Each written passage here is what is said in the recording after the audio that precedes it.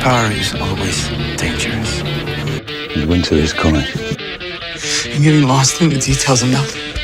Remember the first time you saw Star Wars? We were still living at your mom's house. It's all hands on deck as tensions between Dwight's crew and Waltrip escalate past the point of no return. Elsewhere, a flashback reveals what sent Dwight to prison 25 years ago.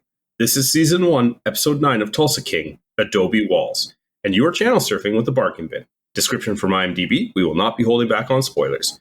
I am Sandro, and I am joined, as always, by my podcast partner in crime, Ben, and our neighbor downstairs, Mark. So, what did we think? Didn't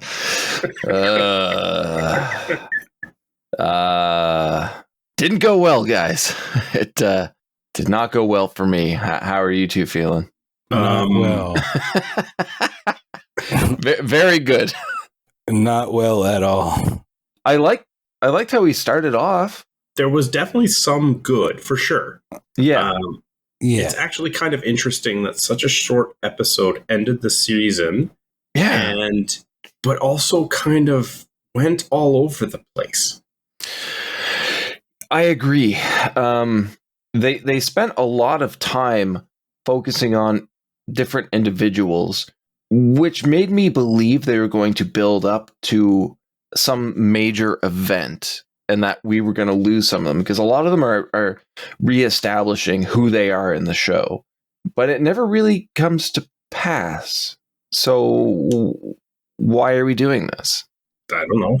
Yeah. It's this entire episode is. You said there were some good parts, and there are, but as a whole, I think this is a really bad way to end your season. However, we do start off really well. A flashback to Brooklyn in '97, where Chicky and I believe Goody's there, Manny, Vince is there. Goody's not there. Goody's not there. I take that back. They're basically acting as debt collectors for the mob. And are we supposed to know who this guy is that they're collecting from? I don't think so.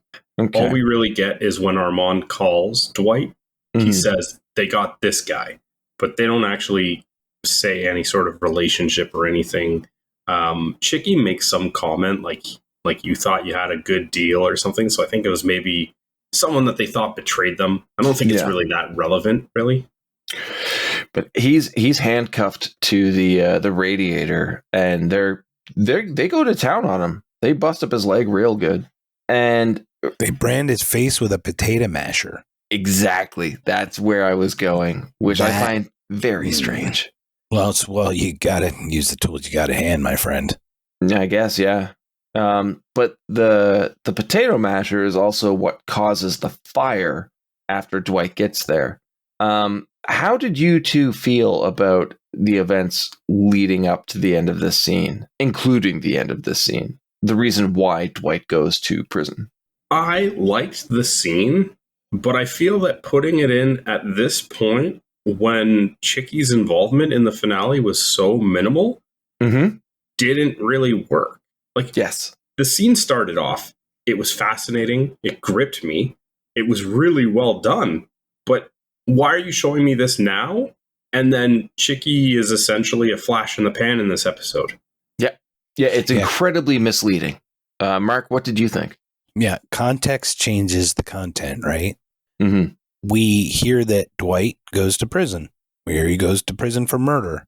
My assumption was he took the fall for Chicky or one of his father killing someone, or he did it and then obviously took, fessed up for it, right? Yeah.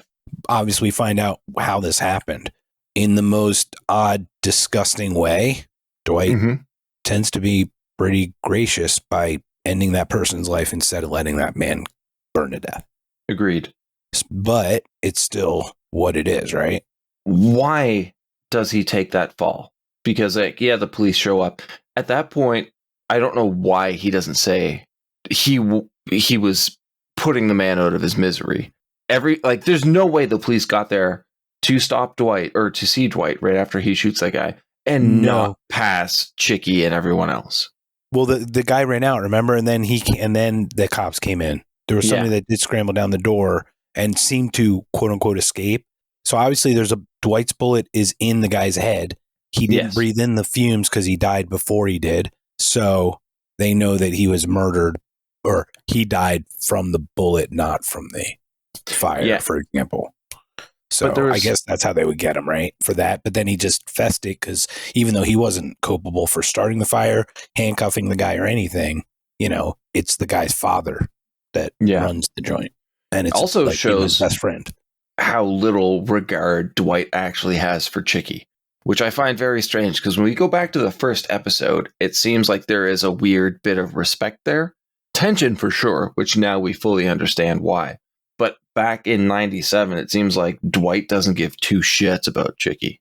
Except for the fact that this is the only time in the series that we've seen him actually call him Uncle Dwight. Yeah. Right, because he's probably not made yet.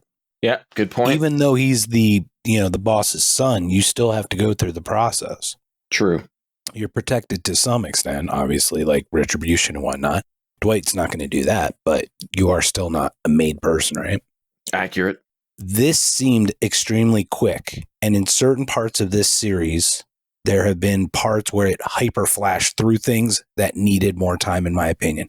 It's kind of like a good chef has to build time to build the sauce to get the season and the flavoring and everything in it. Some of this stuff feels very rushed, and I'm not appreciative of that for all the work they put in the previous parts of the series. I am right there with you. Perfect example. We see Stacy recovering just fine from the gunshot.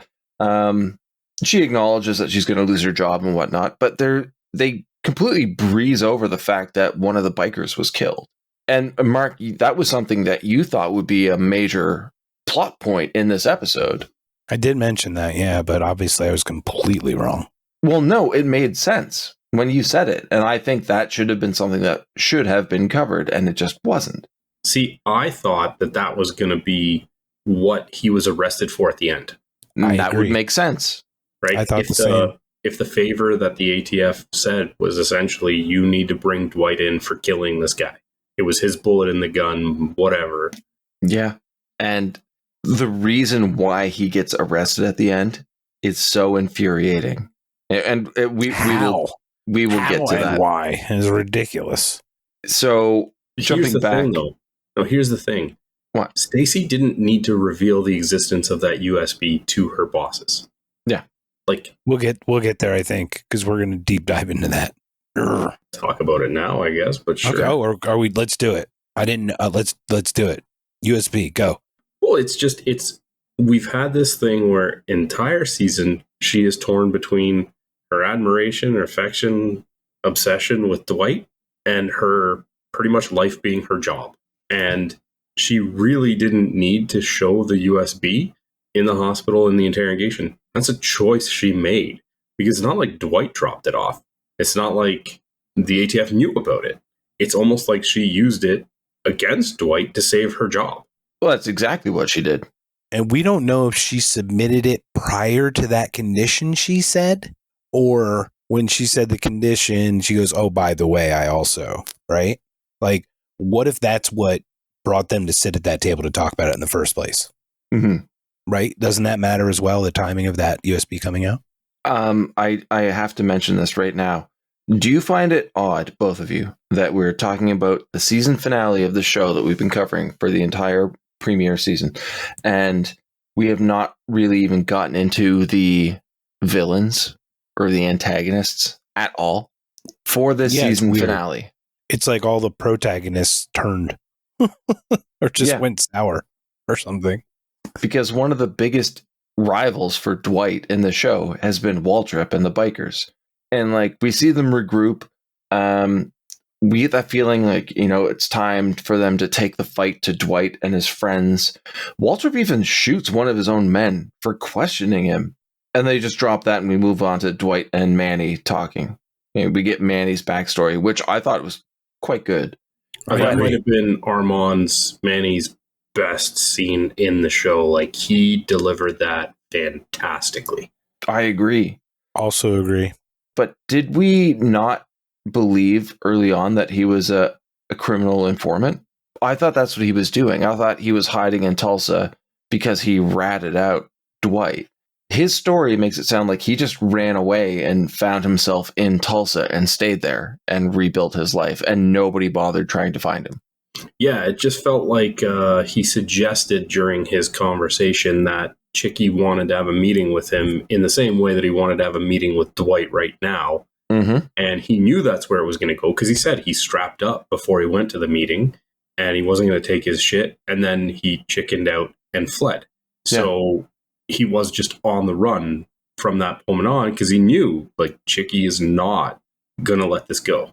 Even back then, I guess, they didn't believe in Chicky. Yeah, but to Ben's point, though, I believe they said there was a CI that told us that Dwight was in town. Wasn't that what they said? An informant told us that Dwight was in town, and that was Armand when he saw him, right? Isn't that what we were supposed to assume? I think so. And now I have to rewatch that, but I think they did, right. So I think they may have misplayed that, and I don't know. I'll have to watch that again.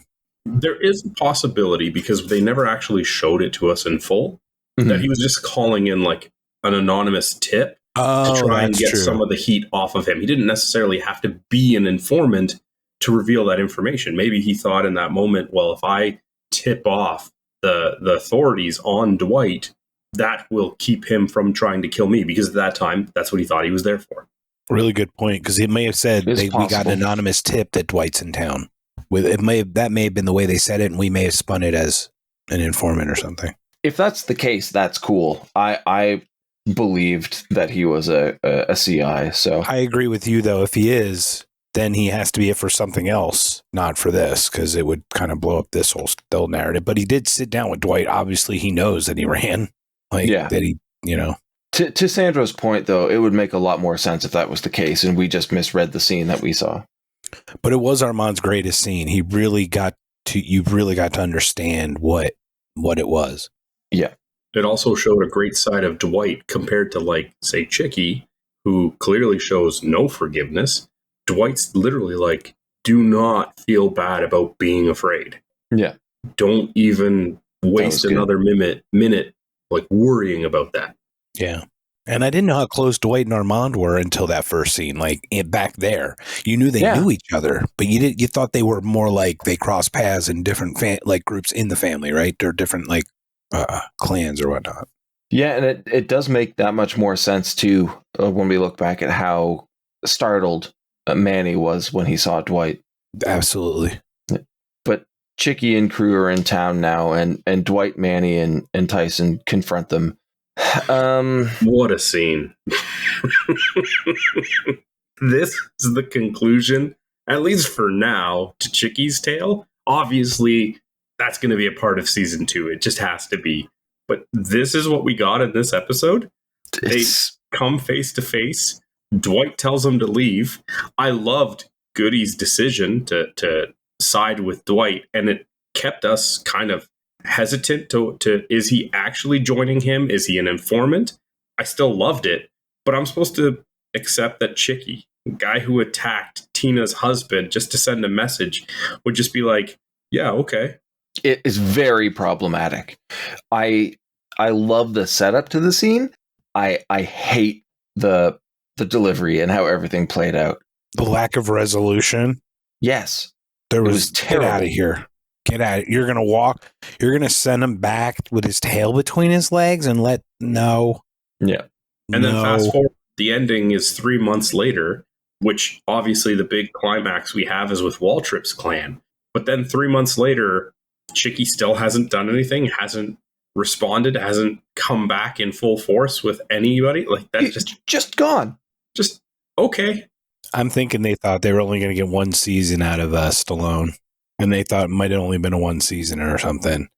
And then they're like, "Shit, this is doing really well. Maybe we should cash in." It's just so dumb. Does it not seem a little discongruent? Like everything, some parts seem very rushed throughout, but like they really smushed a lot into this. It's too much. The entire episode was a letdown for me. Yep. But there were good parts. But once again, an overall disappointment. Well, we go right to the bar after that confrontation. It's great to see the bar. I love scenes in the bar. We get everyone together, and it's basically a rallying of the troops scene. And I love that too. But then you start thinking about what's happening in the plot. And you've got the confrontation with the bikers, and you've got Chicky and the mob. And immediately I'm thinking fighting a war on two fronts is never a good idea. And it's completely disregarded because it doesn't come to pass. So they're building up this plot point that they never deliver on. Yeah, all they really had to do was show that Chicky was flying back in a private plane. Mm-hmm. And Goody shot down the plane to take them out because he was talking about people that died in plane crashes. I mean, sure. Yeah, I got your buddy Ollie over here. Oh, that was dark. Well, they mentioned, didn't they mention him? Yeah, They did. He was one of the three names that they All right. mentioned. Thank you. The day the music died. The day the music died. But I want to talk about Dwight asking Bodhi to hack Waltrip's laptop without actually having the laptop. Yes. But he's not necessarily asking him to hack the laptop because the laptop is actually just accessing websites and accounts that he can access from a remote connection. Because, come on. We'll use Dwight talk. The dude was in prison for 25 years, man. Exactly. Everything's a hack. So we get a scene with Mitch and his dad. Yeah, and his dad. What was the point of this? There is no point. And that's what I'm saying. Different characters here got standalone scenes. Or not standalone, but scenes to build up their character that has no payoff whatsoever. If I may, I think the father, who's a very well-known actor for a very long time, probably doesn't have much time left. Also, thinking Stallone, saying "I liked him too" or "I like him too" was foreshadowing for him not being there, right?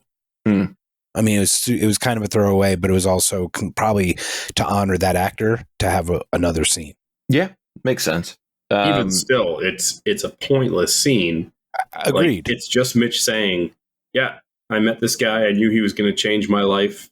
Why are we doing this?" I'd rather have him be in the bar with the group at the end at the casino before Dwight walks out than have that scene plugged in there. If you're going to have a scene with somebody talking to their dad, make it Tyson. Yeah. Yeah, it's true too. Where's Mark? He totally let it go from the last episode. Yeah. Any reason to have Mark in this show, please do it. Speaking of recovery, how quickly did those two recover? They took a couple shots. Whatever. Yeah. We'll get to that. So Bodhi hacks away. Sandro pointed out we got a really good Silicon Valley reference. Yeah, can you explain that one? Because that one was totally amazing that you caught that one, Sandro. Well, they asked him how he knew all of this because even for setting up a hacking scene, he does it very, very quickly. And they ask him, like, how do you know how to do all of this? And he says, I worked for an internet startup for 5 years, which I believe Ben looked it up. Like Silicon Valley ran for 5 seasons. Oh, I watched it. I didn't have to look it up. The second you said it, I knew exactly. It was like, yeah, it's 5 seasons. I knew exactly. That's hilarious. That was a great catch. Yeah. And Bodhi steals all $8.2 million of Waltrip's money. Like that. While Waltrip's looking at his bank account too. It just happens to be looking at it. While Waltrip and the ATF are all looking at it at the same time. That's right. All three of them are looking at it. Now, I feel like this is the first scene where we basically castrate the Waltrip character. Because it's just him sitting there passively freaking out over having his money stolen. He doesn't really do much more in this episode other than like barging into a shootout that lasts for less than a minute and then being killed. I feel like him shooting his one associate for questioning him would have worked better if it happened after the hacking so that he would show that he's had enough and now he is on edge and ready to act. Yeah. Yes. Yeah. Again, that would make a lot of sense, and that is not what we got. Also, if you had $8.2 million, you'd have a better cache of weapons than revolvers. I mean, you're literally taking knives into a gunfight, or at least into an unknown fight. And he had such a small number. How many? You want to talk about an overplayed hand? I thought they were way bigger than that turned out when they were all standing there. I'm like, I can count them. I thought it was going to be like 30, 40, 50 guys at some point. You know what Call I mean? in other chapters? Yeah. I thought something was bigger than that. They too small time to be that. That's impactful. exactly it. It felt like a new independent club that had no clout whatsoever. They had no other chapters around the country. They were just that one group of like 8 guys. Well, it seems like those were the reinforcements that he called in, because in the last episode, they arrested all of his guys in the raid and shot his sergeant in arms. So it feels like those were other chapters or nomads that they pulled in to have some force at all. Even if that was the case, it was way too fucking small. They needed more people to make it look like there was an impact. I don't think a biker gang goes into a thing like that 1-to-1. Yeah, exactly. When the counter people are not that many people. I mean, you know, it's not like 100 people. You know, it's like 20. Well, that's why you play up his anger. You could even say, you know, the other chapters are on their way. He loses all the money, and then he acts impulsively because he's angry.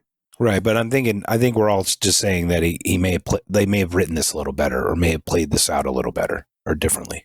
Especially Taylor Sheridan, who was in Sons of Anarchy. Right.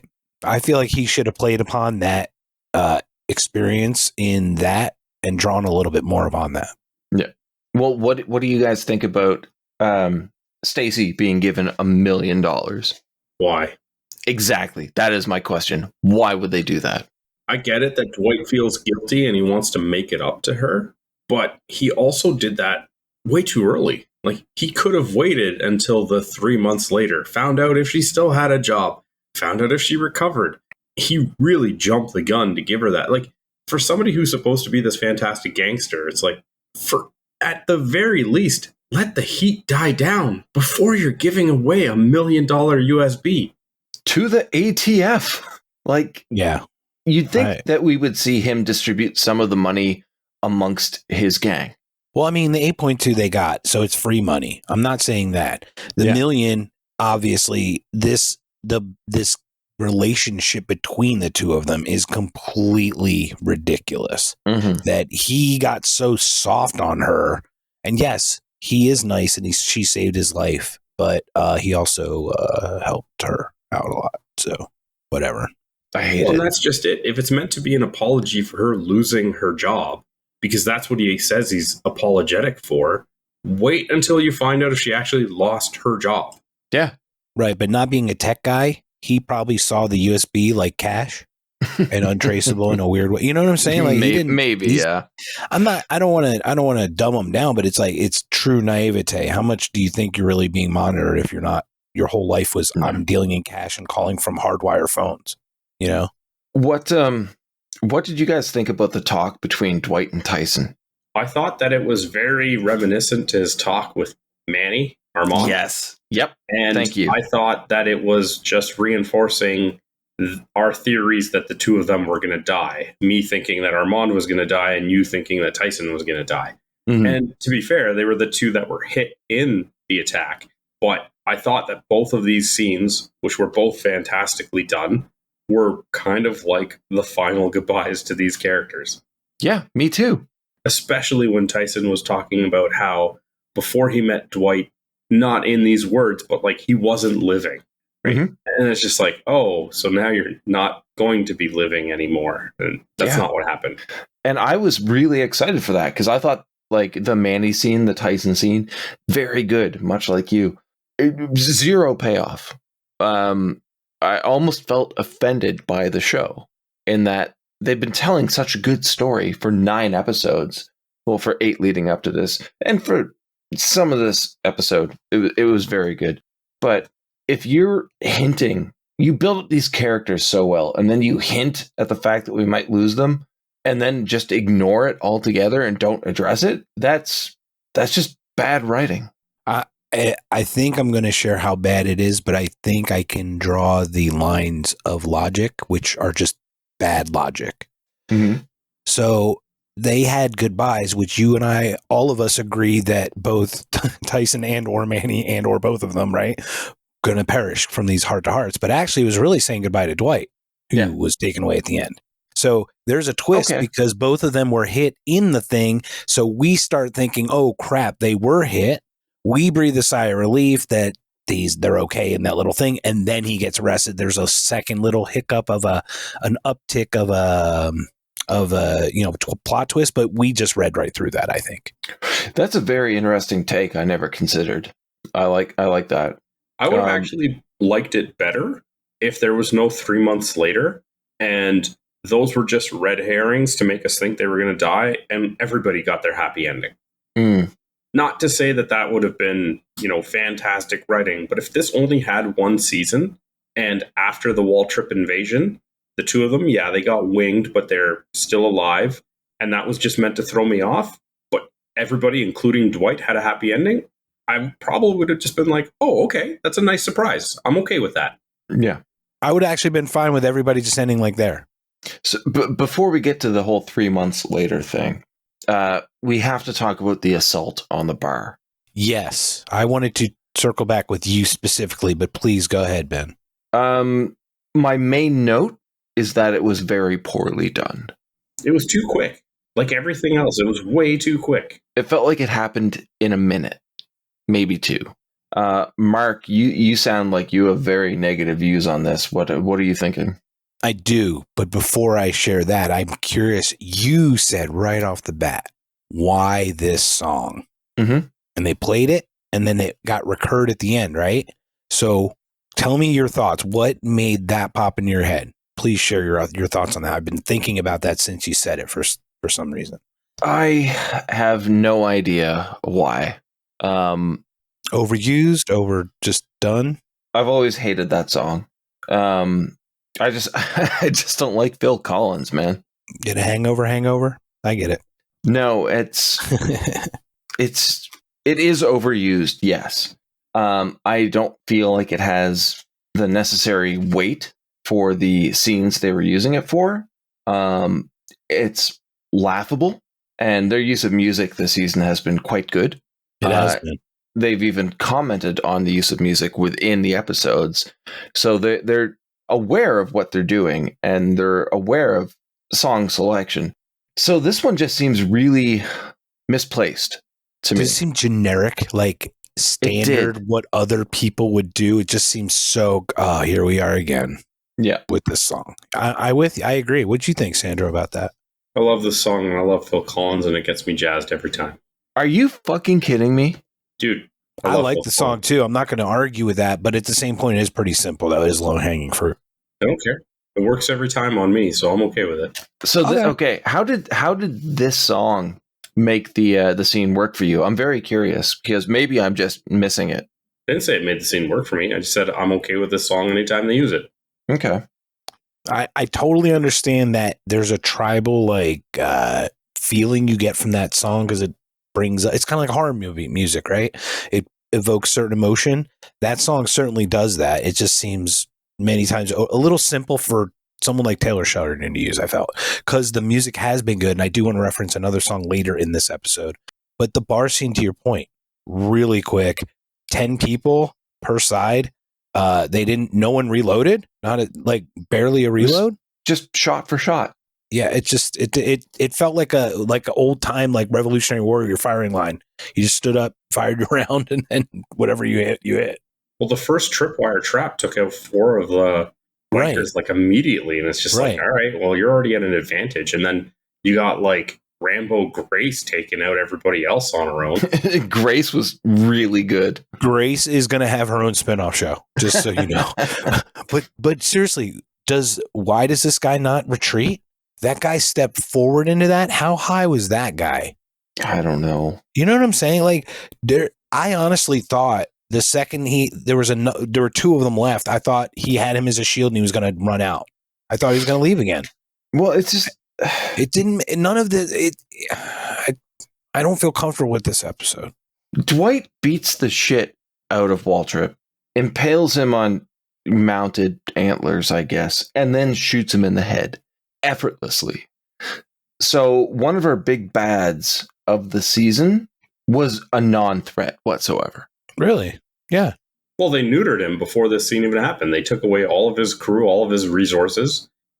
Clearly, he is not a strategic mind, because his plan was for them to just run in.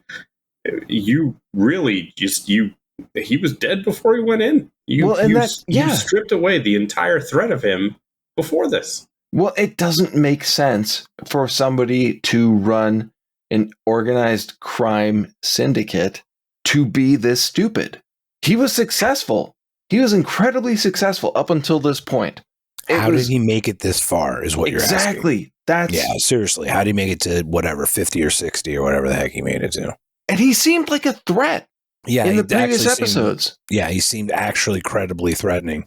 He seemed completely impotent in this one.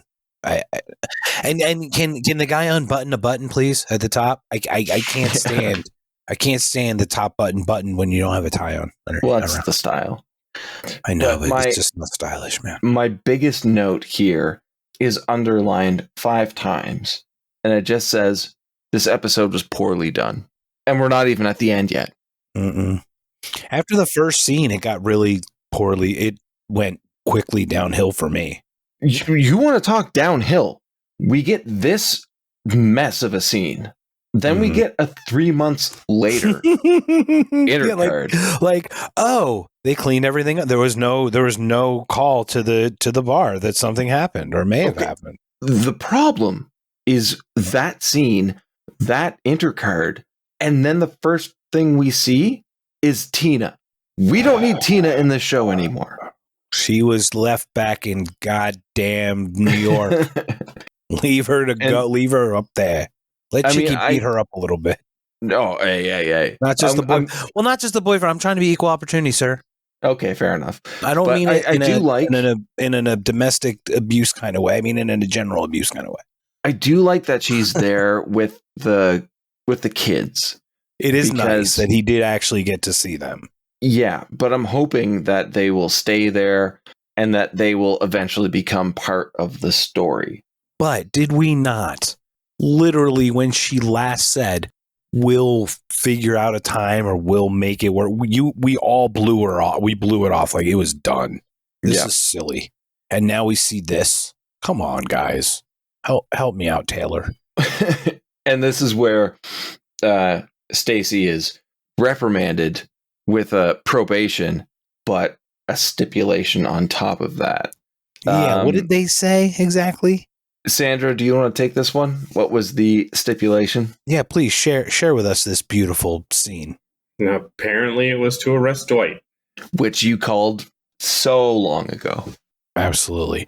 Now, how much cooler... I didn't want it to happen like this. Yeah, no. I'm right there with you, man. I called him the Sean Bean of this based on Game of Thrones Season 1, and I thought he was going to die or go to jail, but not like this.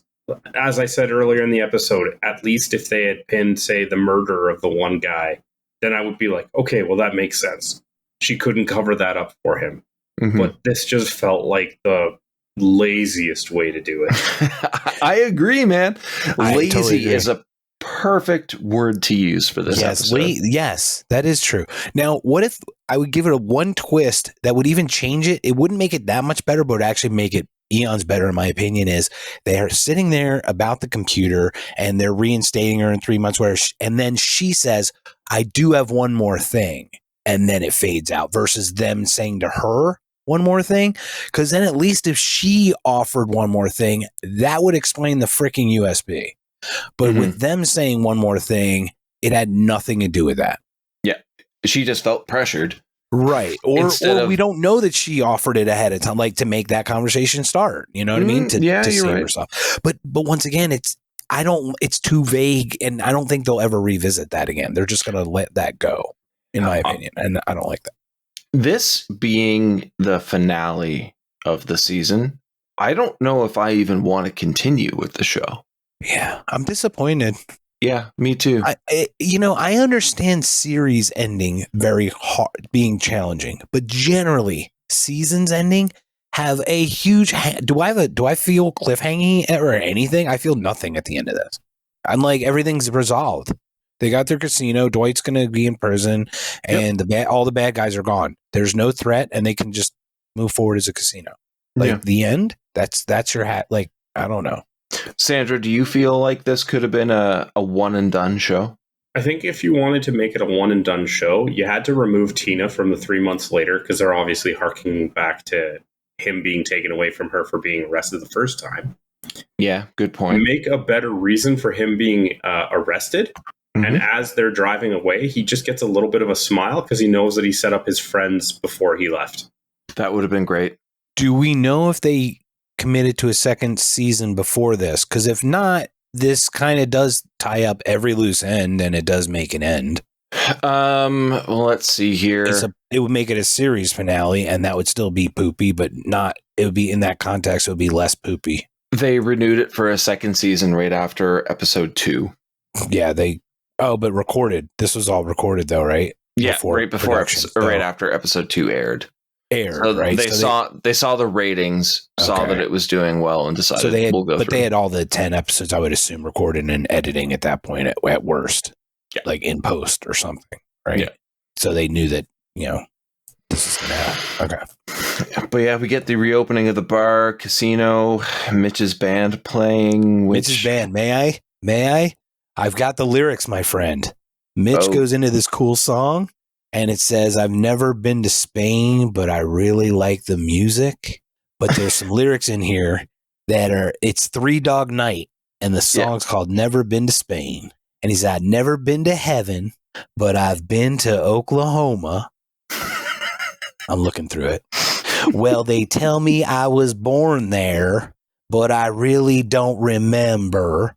Don't worry, it's just very short, I promise. In Oklahoma or Arizona.